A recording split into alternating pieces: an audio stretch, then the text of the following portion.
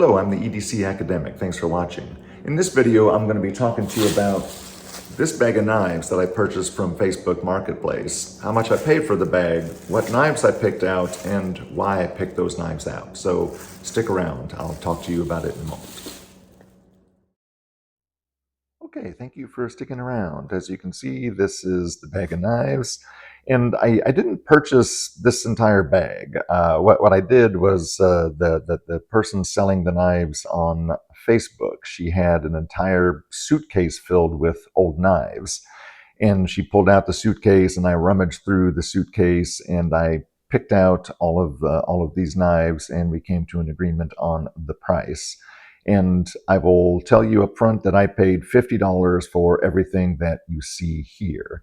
So just so the bag isn't rattling around and making noise for the entirety of this video, I'm going to go ahead and take out all of these knives and then talk about them individually and explain what it was about them that made me want to pick them up and rescue them from that suitcase. And so I'll talk about the small knives first and then sort of work my way up in size. The first knives that caught my eye out of the small ones were these little guys right here. And you can see they have some branding on them. Not too fond of the branding. I'll probably at a certain point take that off. But you can see the Victorinox emblem on this one. This one does not have the Victorinox emblem, but it is a Victorinox product. Right there, you can see it has the four line tank stamp there. This is part of the I can't remember if it was a series or if it's the name of the knife. This is the Excelsior. It is, I think, an 84 millimeter line. I'm going to have to pause the video here. Okay, I apologize for that edit. I forgot one of my props. The prop here, in this case, is the Victorinox Bantam Alox, which I know is 84 millimeters. So you can see how the Excelsior compares to that. It's exactly the same. It's not quite as deep this way as the Bantam, so it's a little bit more sleek. Some people regard these as perhaps a better gentleman's quote-unquote knife than the Alox because it's a little bit more slim, it's a little bit more narrow, perhaps a little bit easier to glide in and out of a suit jacket pocket. But I didn't have any of these, and so whenever I saw them, even though it had the branding on them, I decided to go ahead and grab those and add them to my collection. The Excelsior has the large blade, which is the same as the large blade that you would find on the Bantam series. But instead of having the little combo tool opener, it has a separate little pen blade right there. So that's an interesting feature for this knife, and I'm glad to have these little guys as part of my collection now. You see here what looks to be a series of the 58 millimeter line from Victorinox, and some of these are the 54 millimeter line from Victorinox. These right here. This one here, this blue one here at the top, is not part of that 54 millimeter line. That is I think the 65 millimeter line from Wenger. And the reason why I picked that up is because I only have one other of these. This is Wenger's version of the Classic. It has the blade there. It has the nail file with the nail cleaning tip instead of a screwdriver, which I prefer dramatically over the screwdriver tip on the Classic SD. And of course it has the scissors, the Wenger style scissors. So what I like about this is that it's just ever so slightly larger than the Victorinox version of that little keychain knife. Again, it has the branding. I'm not too fond of that. I'll remove that at a later point. And not only is it a little bit bigger, it has than the Victorinox Classic. It has a slightly different design for the scale tools. They're accessible on the inside of the knife, not on the outside of the knife. And Wenger also does this thing with their scales where they wrap around. With the Victorinox, you can see right in there. The Victorinox, you can see that the scale sort of stops at the liner, so the liner is visible from the outside, from looking down on the knife. In the case of Wenger, they produced it such that the scale wrapped around the side and actually covered that portion of the liner, which would normally be visible when looking down on it. So I was glad to see that as part of the package. While I have this one in my hand, I'll go ahead and talk about it. This is just a standard Victorinox Classic. More specifically, it's the Classic SD. It has the little screwdriver tip there. And the only reason I got this is because somebody at a certain point had placed the wrong toothpick in it. This is the old metal style of toothpick that Victorinox used. And you can see that this is angled, so this was designed to go in a larger knife that was offset to the side. It doesn't quite fit in this little Victorinox Classic, but I wanted this little pair of tweezers, so I went ahead and grabbed the knife so that I could have it. Moving down the line here, we have this little guy, and this is another example of the Victorinox Classic, and I do think it is the Classic and not the Classic SD, yes. So it's the Classic. It has the nail cleaning tip instead of the screwdriver tip, which I very much prefer. I've never used that little screwdriver tip. I use the nail cleaning tip all the time. It is the Classic, the Victorinox Classic is, in my estimation, far superior to the Classic SD. And I don't know why the Classic SD is so much more popular than this model. And I'm normally not that big of a fan of branding on the outside of these Victorinox knives, but Swatch, I just think that is so cool to have the Swiss knife with the branding of the Swiss watch, which is on there. And then this one also, somebody at a certain point had replaced the toothpick on it. I am very confident that this knife was not originally equipped with the metal-tipped screwdriver, the metal-tipped tweezers. The Victorinox stopped making the metal-tipped tweezers in 1977. In 1978, they switched over to the plastic-tip one. And I do not think that this knife is that old. So I'm assuming that somebody had replaced the tweezers at a certain point. So I saw the metallic tip, I grabbed the knife, and then I happened to notice the Swatch branding on it. And so very glad to have that as part of my collection as well. This little guy here is similar to this little guy. This little guy is again, has branding on there that I'm going to remove at a future date. But this little guy is called the Victorinox Rover. It's part of the 58 millimeter series, and you can see what makes it distinctive is that instead of a pair of scissors, it has an early version of the combo tool. Later versions of the combo tool have a Phillips head. Early versions of the combo tool have the small screwdriver. And I didn't have any Victorinox products that had an early version of the combo tool. So I went ahead and picked this one up. And this is otherwise like the Classic, not the Classic SD, the Classic, because again, it has that nail file there. The only difference is that it swaps out the scissors for that little combo tool. This is similar to the Rover, but this one is the Golfer Rover, because instead of having the nail file with the nail cleaning tip, it has the little golf divot repair tip. It's actually not a golf divot repair. It's a dimple, that little dimple that a ball makes when it lands on a green. which is very different from a divot, excuse me. But nonetheless, Victorinox refers to this as a divot repair tool, even though it is inaccurate. And I didn't have a tool that had this. This is similar to Victorinox Golfer series, but that's golfer knife. But the golfer knife is different in that it has a pen and a pair of scissors instead of this little combo tool. And again, this is an early version of the combo tool. You can tell because it has the flathead there instead of the Phillips.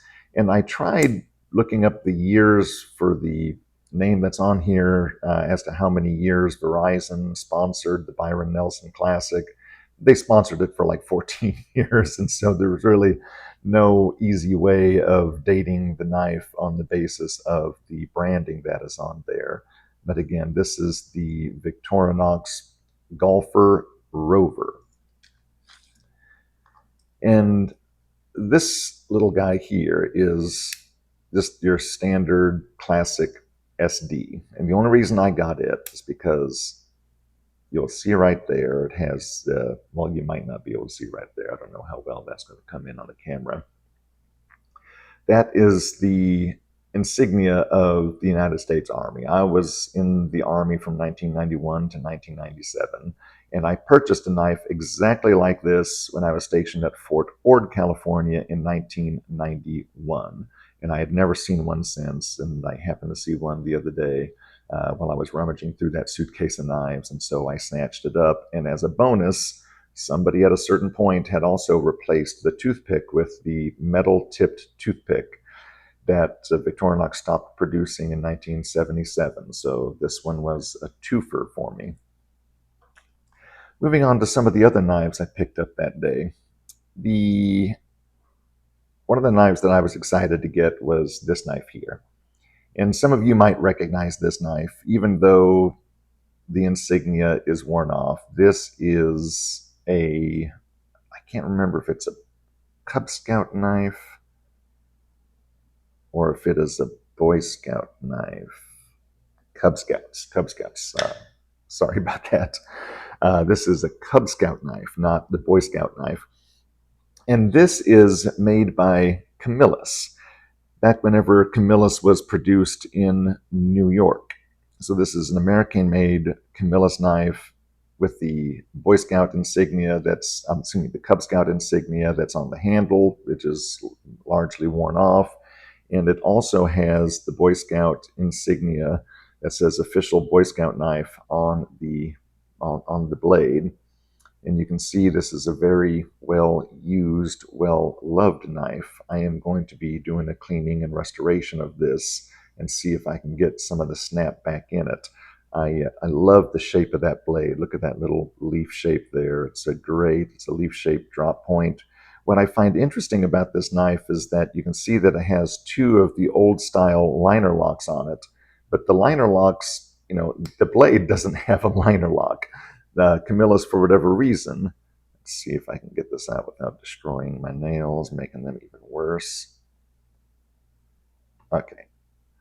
This is the screwdriver that comes with it. And it's also got the bottle opener you can see there. And the screwdriver has the lock on it. So it functions like a liner lock. You press that in and you move it over. And the awl, very sharp little awl, it also has a liner lock on it. But the blade doesn't. The blade does not have a liner lock. And I'm unsure as to why they did that. I don't know if Boy Scouts at the time that this was produced had a regulation that prohibited locking knives or not, or if it was just a standard practice of Camillus at the time with this particular configuration in this kind of folding knife. I just don't know enough about the Boy Scout and Cub Scout camping knives to make a statement of knowledge about that. But I love this knife, and I'm looking forward to restoring it and getting it back into good functional condition again. Another knife that I picked up from that suitcase is this knife here, which is the Victorinox Deluxe Tinker, that has the Marlboro branding on it, which I kind of like the novelty of Victorinox associating themselves with a tobacco company like Marlboro. This knife is damaged. The main blade on this knife is broken, but it is otherwise in really good condition. It has the pair of pliers, and it has a pair of pliers that has some little grooves in it. None of my other Victorinox pliers have grooves there. They're all smooth faced, and so I'm not too sure when Victorinox changed the style on that. The pliers from my Champion, produced in 1976 or 1977, has a smooth face on it, and then my Swiss Champ from 1991 also has a smooth face on it. So I'm not too sure when this came about. It seems like the Marlboro branding campaign, their sort of outdoors branding campaign, to my memory, I think that was in the mid to late 90s. So I'm guessing this knife is from that period.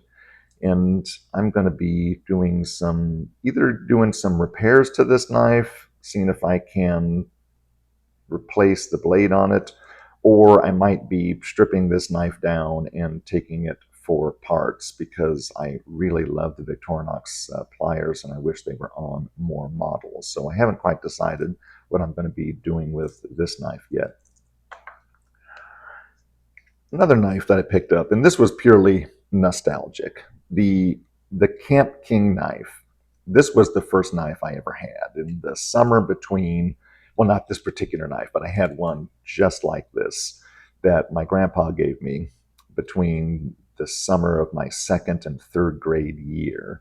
And so I saw this there, and it's obviously in rough condition. It needs to be cleaned up. It needs to have some maintenance done on it. But I was still so glad to see it there, to be able to rescue it. Once again, you sort of have this big sort of leaf-shaped drop point. You have the awl, which I already pulled out, the main blade, and the opening layer, which is pretty standard. So I'm going to let this soak in some rust remover. I'm going to scrub it up, clean it up, repair it, and sharpen it and get it back in functional working condition. Looking forward to that. The biggest knife that was in that bag was this one. Well, and not in the suitcase. She had all kinds of knives in the suitcase, but the biggest knife that I picked up for my purposes was this one. This is the Victorinox Helmsman. And the Victorinox Helmsman is part of their sort of nautical themed knife series. I think they have the Mariner, the Helmsman, and the Skipper Pro. I think it's just those four knives that have these special sort of blue scales with that compass, that nautical compass, emblazoned on there. I think this is the 111 millimeter series, and this is an early one. You can tell because it has this style of locking blade on it, and this is in pretty well-used condition. You can see that the locking mechanism doesn't automatically go up. It kind of sticks, and you have to push it up, and it kind of locks the blade. You can see it's got quite a bit of movement on it. I haven't had one like this before, so I don't know if that amount of movement was original to it or not, or if it's just a result of the knife being old. The lock kind of has this tendency to stick in the open position, so I have to assist it right now to get it to unlock. This knife originally had a serrated blade, which obviously one of the owners along the way did not like, and you can see there's a bunch of horrible file marks in which somebody has really struggled to get those serrations off. And if you look right there, see if it'll show up on the camera, try to get the light just right, you can kind of see just the hint of a couple of little scallops that remain from the original serrations. The serrations, of course, are like a chisel style sharpening. And again, somebody didn't like those serrations and took them off. So I haven't quite decided what I'm going to do with this knife yet. I'm more than likely going to just send this to Victorinox and see what they do. Uh, I don't think that somebody having ground off and filed those serrations is going to void the lifetime warranty. You know, you could always just say that it just wore down through use and improper sharpening. I don't think that inept sharpening is the cause to disqualify that lifetime warranty. So I might end up just sending this back to Victorinox and see how Victorinox handles that situation. I'll put that aside. This knife here I got just for the novelty. I don't have one of these knives. I like camping style knives. This is an Italian made knife. I don't think it has a specific brand on it. It just says stainless steel and it's stamped Italy. And beyond that, it's just a standard camping configuration. Has the opening layer, has the little corkscrew. I just like the looks of this. I like the font that they use to write camper. This'll look good in my drawer. I will probably never use this or carry it, but I'm happy to have it. And the other knives I have are these knives here. Now, how I got those knives is after I had picked out all of these knives, I offered $40 for everything that you see here. And then she countered with $60. And then at that point, I reached over to the suitcase and I grabbed these two and I offered 50. And then she accepted that.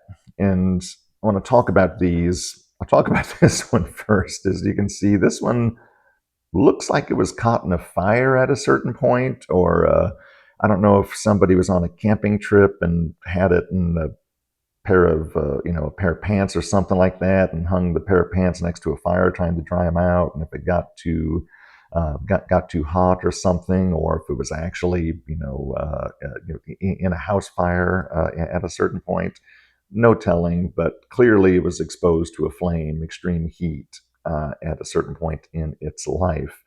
But this is a Victorinox Champion from the late 70s. This is from probably 75 through about 77, somewhere thereabouts. I can date that because it doesn't have the pliers. The pliers were introduced in, I think, 1985. It doesn't have the hook. So I know it's the Swiss Champion and not the Swiss Champ, and it is obviously in very rough condition. And again, I haven't fully decided what I'm going to do with this yet because I'm not exactly, even though it's very visually rough right now, I don't know how bad it actually is. And so I'm going to have to clean this up. I'll take off this scale, I'll give it a thorough cleaning, and I'll see what the functionality is and see if it's something that I'm capable of repairing and restoring, or if it's something that I need to strip down for parts, or if it's something that I could maybe experiment and send this one back to Victorinox also.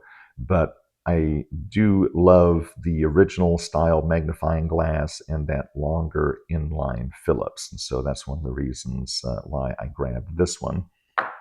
And I grabbed this one just because I like the black scales. I only have, well, of course I have my other original Swiss Army knife classic in black that I purchased back in 1991. And just a couple of months after I purchased this, I bought in black a Swiss Champ, also in 1991 in black, because I wanted the matching set of the smallest Victorinox and the largest Victorinox, or at least the largest Victorinox that was available at that time.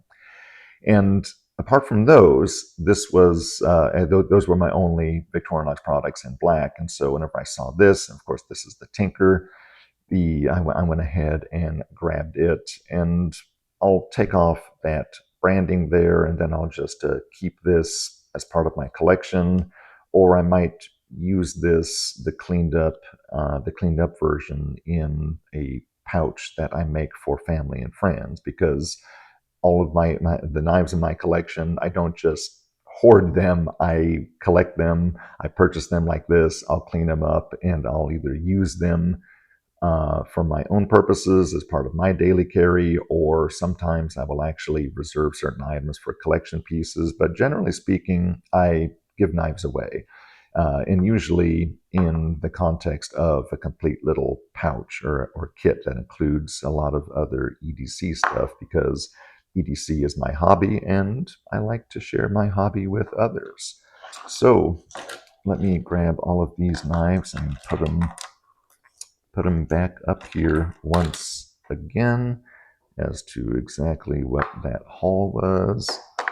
All these knives there. Get some of the little guys up. The little red Excelsior, the Rover Golfer, the Classic. All right, those were the knives I got, and as I already mentioned a few times, I paid $50 for all of these knives. So let me know if you think that was a good price, or if you think I got screwed. Thank you so much for watching. I'll see you in the next video. Goodbye.